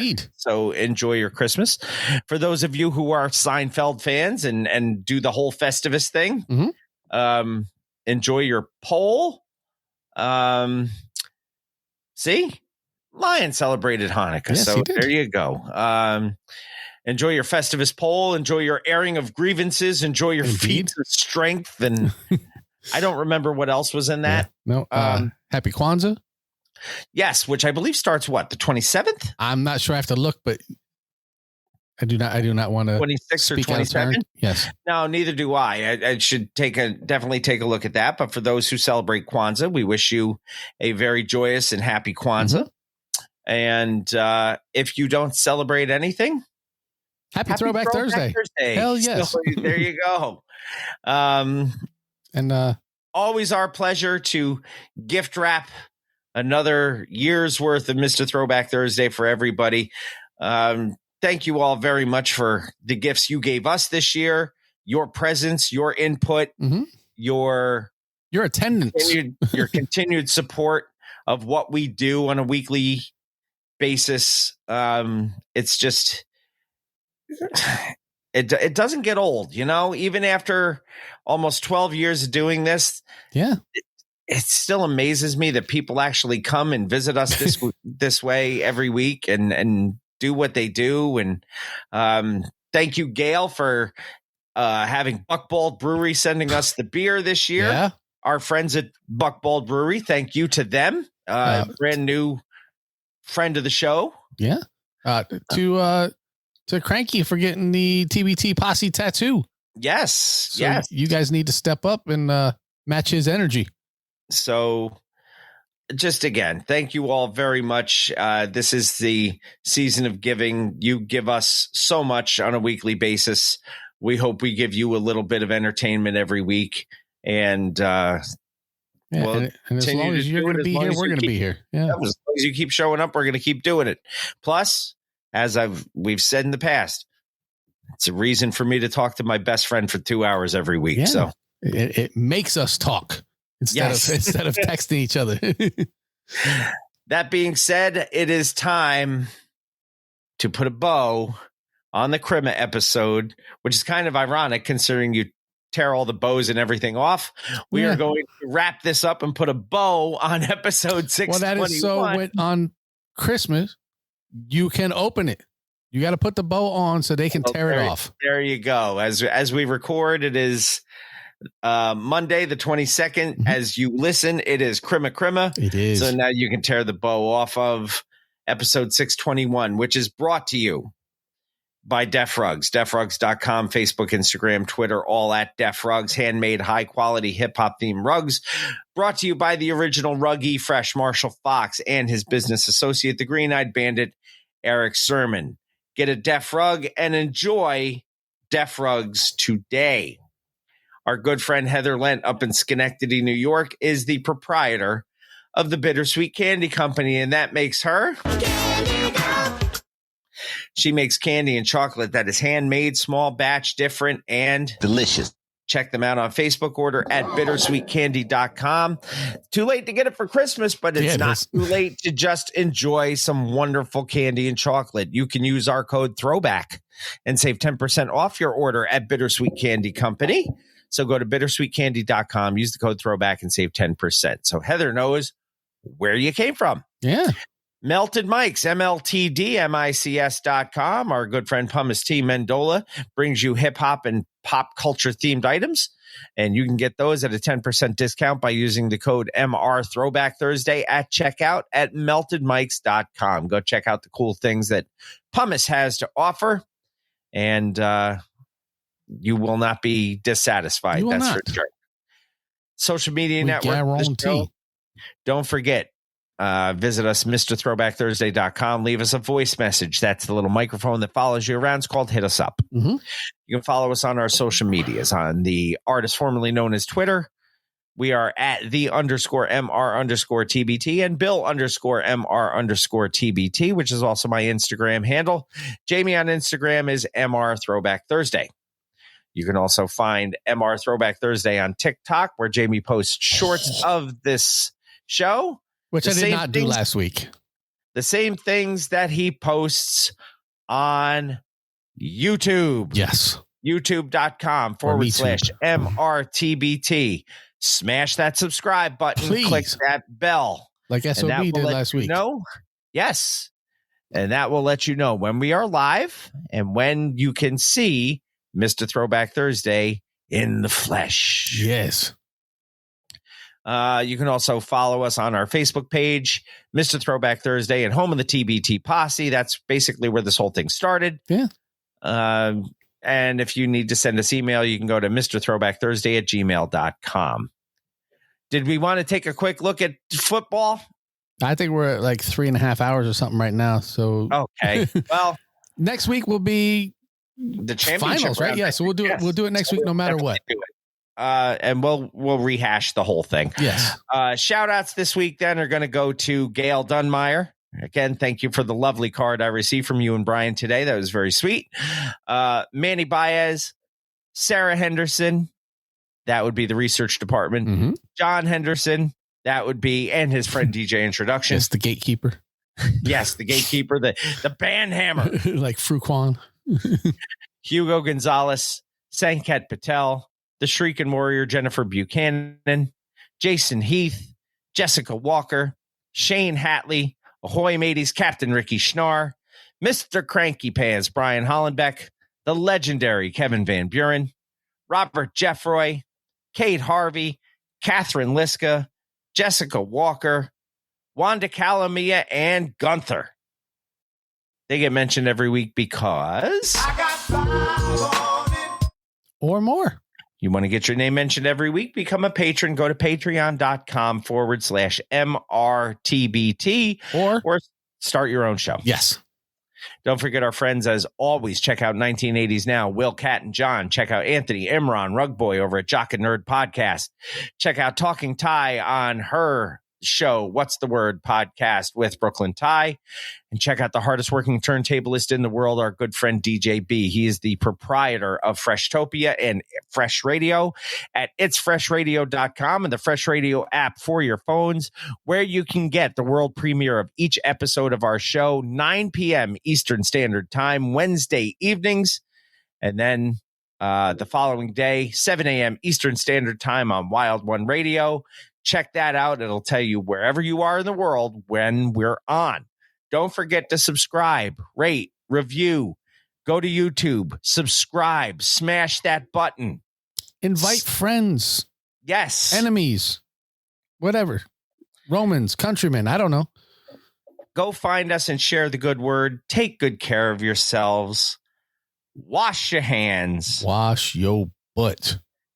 And until next time, when we wrap up 2025 with the last recording in 25, which will debut in 2026, everybody have a safe and happy and healthy New Year's Eve.